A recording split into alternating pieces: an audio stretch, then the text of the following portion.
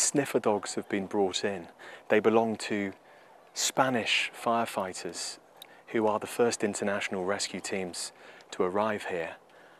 I'm talking in a really quiet voice because in a different part of this devastated village, they're listening out to see if there are any signs of life, but really, hope is fading extremely quickly. We've been told that 200 people used to live here. 90 are confirmed to have died. Lots more are missing, and the remainder are in hospital. When you look at this, you realise you simply couldn't have walked away from this. Many people had no chance. The way these buildings have been flattened, and if you look at the materials, these were not complex structures, and an earthquake of this magnitude meant that they simply came crumbling down.